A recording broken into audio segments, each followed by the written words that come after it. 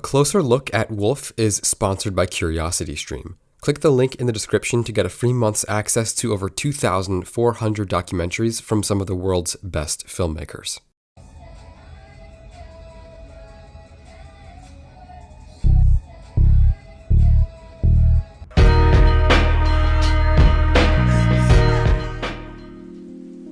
Tyler, the Creator, wasn't always who he is today. He's honestly a pretty calm guy at this point. He runs one of the most successful rapper clothing brands in the world. His Camp Flog Gnaw Festival attracts the biggest names in hip-hop, and his last project, Flower Boy, was nothing if not authentic, emotionally vulnerable, and consistently excellent. But that wasn't always the case. Like I said, Tyler spent the first half of his career intentionally backing himself into a corner, with some of the most vulgar, lyrical content hip-hop had ever heard. Fuck nigga ass nigga, fucking that shit. Fuck you gas rapping, fuck nigga ass and fucking fuck you bastard, nigga, fuckers, fucked up, fuck 'em, fuck it. But his third album, Wolf, marks the first point where he started transitioning away from his fictional persona as a serial killing rapist, and began experimenting with music theory, stylistic variation, and emotional honesty. Just listen to the contrast between the opening track on Tyler's second album, Goblin, versus the opening track on Wolf. They're structured the same, with both of the tracks featuring a dialogue between Tyler and Dr. TC, the alter ego he uses to represent an imaginary therapist. On Goblin, the album starts in the middle of a conversation between Tyler and Dr. TC. But this conversation at the beginning of Goblin is actually a continuation of how Tyler's first album, Bastard, ended. Bastard's final track includes a skit where Tyler shoots the side of his personality that suffers from trauma regarding having never met his father, hence the name Bastard. But back to the main idea here. The opening tracks on Wolf and Goblin are structured the same way. It's the beginning of Goblin and Dr. TC is talking to Tyler about how he's too much of a pussy to kill anyone, let alone kill himself. And then you switch back to the opening track on Wolf, released a year later, and Dr. TC is a camp counselor now. He's introducing a kid named Wolf to a kid named Sam, and it doesn't go that well. Sam, the music sounds good, man. Been practicing? Sam, this is Wolf. He's new here. Wolf, this is Sam. Sam and his band have been here flogging off for a while. Sam's gonna show you around while I fill out these last-minute field trip slips, alright? Now you guys have fun. So you guys are in the jazz? Look, Wolf, Prairie Dog, Runtail, whatever the fuck your name is, we don't fuck with you or anybody else here, alright? Stay the fuck out our way and we'll stay out of yours. Peace. Wait a second. What the fuck is going on here? Who are these characters? Tyler is voicing all of them, and they're at camp? Elon Musk was sitting in traffic on Los Angeles. He thought about how cool it would be if he built a tunnel under the city. So he built a tunnel under the city, and then he started selling hats for his tunnel. 50,000 hats later, he got bored with hats and switched the hats out for flamethrowers. He sold 20,000 of those, and then 5 days later, he tied his car up to the most powerful rocket ever made and shot it into fucking... Okay, well, the theory has never been confirmed outright by Tyler himself, but it's widely accepted by fans that Wolf, Bastard, and Goblin, in that order, are 3 parts of a trilogy that broadly discusses how Tyler dealt with his mental health issues as a young man. He uses techniques like alter egos, skits, and lyrics so disgusting that he would become the first rapper to get banned from entering England. But I'm not going to lay out the entire theory, especially considering that the original article suggesting the existence of such a grand storyline between Tyler's first 3 albums is something like 2,500 words long, and honestly, it's pretty convoluted. But I will say that from my perspective, Wolf is by far the most important piece of the puzzle if you're trying to look at Tyler's career and artistic evolution as a whole. That is to say, Wolf is the turning point between Tyler's miserable teenage years and the artistic freedom he finally found on Flower Boy. And more importantly, Wolf is actually a beautiful album in its own right as well. The way that Tyler uses alter egos and characters to build a story is notably interesting to begin with, but their purpose as a storytelling device is where the album really shines.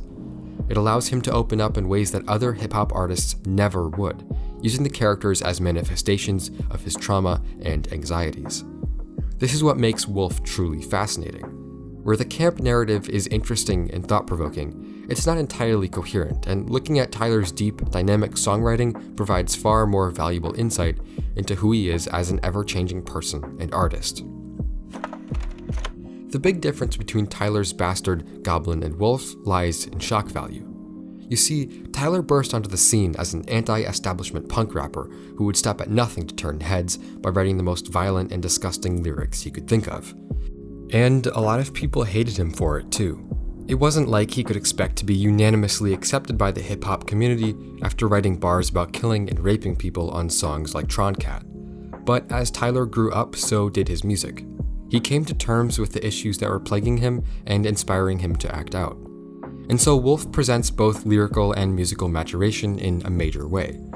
Tyler is still Tyler, of course, but he went from a traumatized monster to a much more nuanced writer and producer. His evolution almost reminds me of Fleet Foxes, a band that was founded by a couple of high school friends, and still 13 years later is mostly made up of those same friends. Because of this, their lyricism has undergone several distinct changes over time, much like Tyler's. The band's early songwriting wasn't much more than window dressing for their folky instrumentation. It fit the theme with lyrics about country living and sunshine, but beyond that, there wasn't much in the way of meaning. Fleet Foxes' second album was far more introspective, dealing with subjects such as nihilism and the self-centered, individualistic lifestyle of the average American adult. Their third album, Crack Up, contains a whole new dimension of literary depth and historical context, thanks to songwriter Robin Pecknold's entry into college at the University of Columbia. But all throughout this evolution of meaning and quality, the Fleet Foxes formula is still made up of the same few basic ingredients. You can tell that their sound is their sound, and Tyler is the same way. His music remains distinct and recognizable throughout his career, despite undergoing a constant process of refinement. And I think in keeping the comparison with Fleet Foxes, similarly to their second album, Tyler's Wolf marks the first time he really opened up to the world as an artist, and started looking at why he felt angry towards the world rather than just expressing the anger. This, to me, is the mark of a truly talented artist, a constant evolution of music, message, and personality. Other artists that have achieved this sort of status include Pink Floyd, Kanye, Frank Ocean, Kendrick, and more, but it's honestly a trait that isn't too common. A lot of rappers today just kind of do the same thing over and over. But enough about comparisons, let's get into what Wolf is really all about. The album opens with a meandering piano instrumental that's interrupted by Tyler's guttural fuck before percussion and brass joins the mix. Tyler is professing his hatred for an unnamed character, in the same vulgar way he always has, but it's not the same as before. The instrumental is gorgeous, and it's obvious from the very opening moments of the album that Tyler's abilities as a composer and producer have matured tenfold from his last record. Skipping ahead a bit, the sixth track, Answer, is still one of the best Tyler has ever written or composed. Tyler uses Answer to discuss his life without a father and the ways it relates to his success as a musician. His outlook is mature. Instead of being sad that he doesn't have a father, Tyler reflects on everything he's been able to accomplish without a father figure in his life. His reflections are accompanied by dark, meandering chords and ethereal guitar playing that gives the song a nighttime feel. Like I said, this is one of my all-time favorite Tyler songs because even though it's pretty much full of his usual rebelliousness and anger, it's honest. Tyler doesn't hold back from talking about the ups and the downs of his experience. The final track, Lone, is pretty similar to Answer, but this time the lyrics are about the death of Tyler's grandma.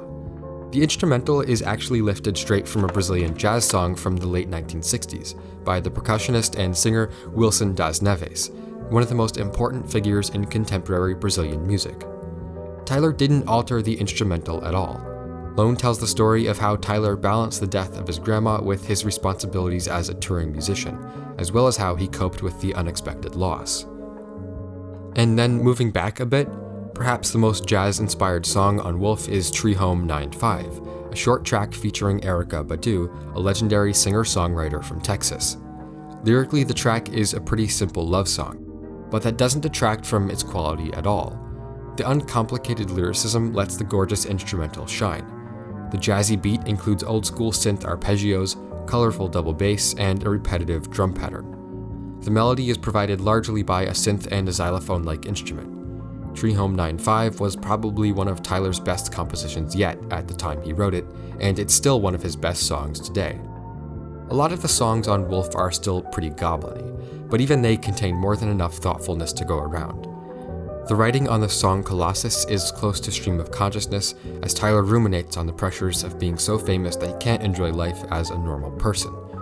He writes about a crazed fan who will stop at nothing to spend time with him, going so far as to violently stalk and even hurt him. While the song doesn't necessarily represent an actual event, it provides an exaggerated look into how Tyler's experience as a celebrity has affected him.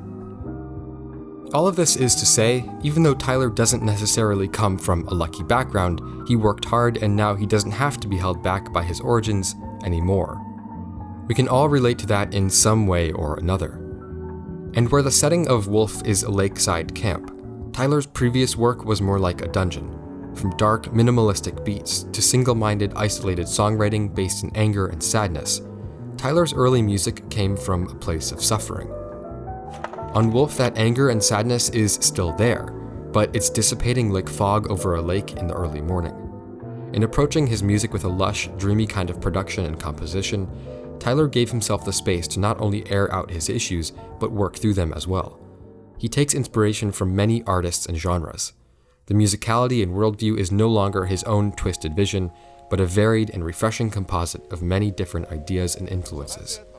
Wolf is almost like the seedling of a plant awaiting its turn to bloom.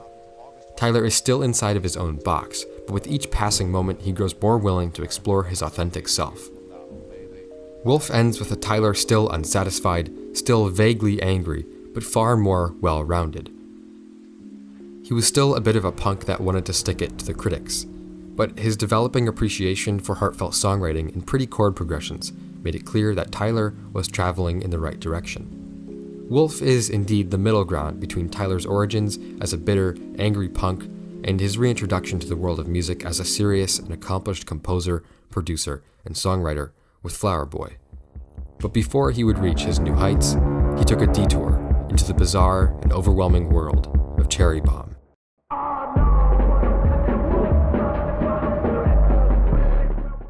Now, I know how much everyone wants to watch Volksgeist videos all day, but I just don't have enough time to make that many videos. But I can wholeheartedly recommend this video's sponsor, CuriosityStream, as a great way to spend a couple of bucks per month to enrich your knowledge of the world around you. And thanks to a special offer just for my viewers, if you use the code Volksgeist, you can get a month of CuriosityStream totally free.